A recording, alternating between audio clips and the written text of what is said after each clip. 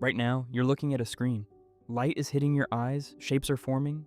Your brain is turning those shapes into a face, a room, a world you feel certain is out there.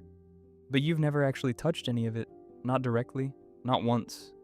Everything you've ever seen has reached you secondhand. Here's what that means. Light bounces off an object, travels into your eye, gets flipped upside down, and turns into tiny electrical signals. Those signals race down a nerve into the dark, sealed room of your skull. And somewhere in there, with no windows and no direct contact with the outside world, your brain builds a picture and tells you this is reality. You trust that picture completely. You have to. It's the only one you've ever had. But here's the question that quietly breaks it.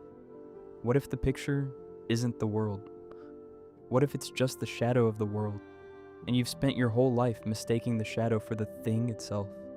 This isn't a new worry. Around 2,400 years ago, a Greek philosopher named Plato told a story to make this exact fear impossible to ignore. We call it the Allegory of the cave. And once you've heard it, it's very hard to look at your own certainty the same way again. Picture this.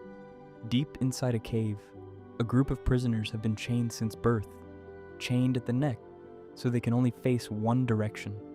All they have ever seen is the wall in front of them. Behind them, there's a fire, and between the fire and the prisoners, people walk back and forth carrying objects, statues, shapes. The fire throws the shadows of those objects onto the wall the prisoners are staring at. So to the prisoners, those shadows are everything.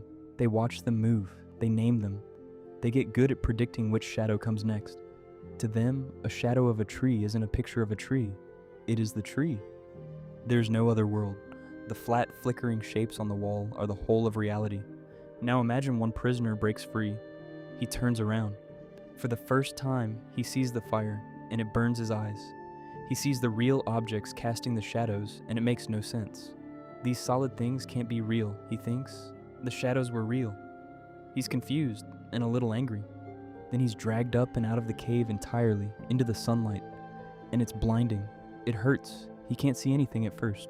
But slowly his eyes adjust, and he realizes the shadows he worshipped his entire life were the faintest, palest echo of a world unbelievably richer than he ever imagined. That's the story. Now here's why Plato told it. Plato believed that the world you see with your eyes is the cave wall. The physical things around you, the chair, the tree, your own hand, are like the shadows. They're flickering, changing, imperfect copies. And behind them, he argued, lies a realm of what he called the forms, the perfect, unchanging blueprints of everything. There's a perfect form of a circle that no drawn circle ever quite matches, a perfect form of justice that no real act fully reaches. The things you see are just shadows the forms cast onto the wall of the physical world. And most people, Plato said, live their entire lives as prisoners, staring at shadows, calling them reality, never once turning around. It's a beautiful, unsettling idea. But you might already be pushing back, and you'd be right too. Because here's the obvious objection. Maybe there is no sunlit world outside the cave. Maybe Plato just made up a more real reality with no proof it exists. The shadows, at least, you can see.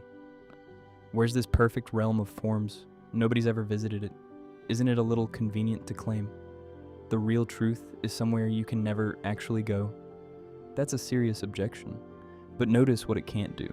It can't rescue your certainty that what you see is the world itself. Because the deeper point of the cave survives, even if you throw out the forms completely. 2,000 years later, René Descartes sharpened the knife. He asked, how do you know an evil demon isn't feeding your mind a perfect illusion? Every sight, every sound, fabricated with no real world behind it at all. You couldn't tell. From the inside, a perfect fake feels exactly like the real thing. The modern version is the brain in a vat.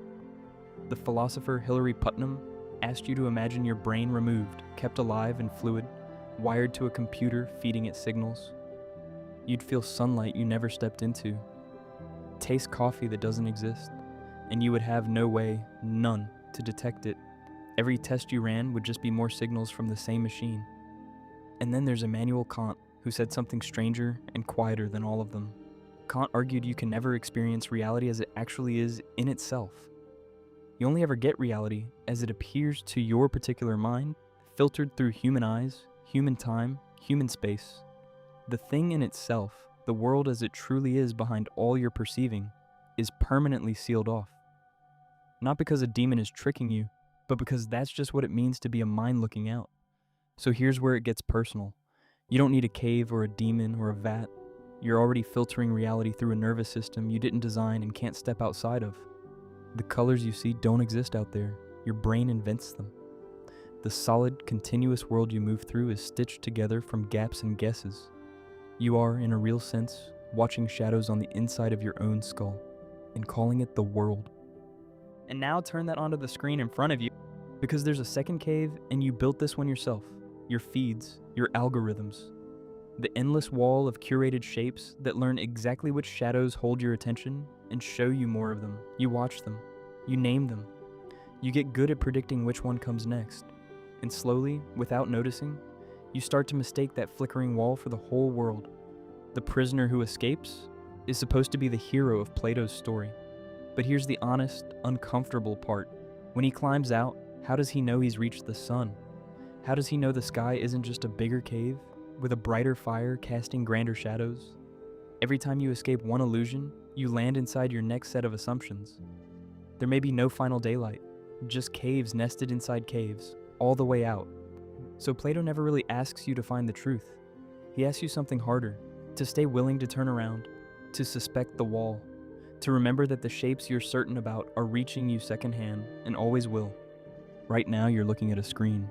Light is hitting your eyes, shapes are forming, and the only honest thing you can say is that you've never seen the world directly, not once, and the shadow you're staring at right now might be the closest you ever get.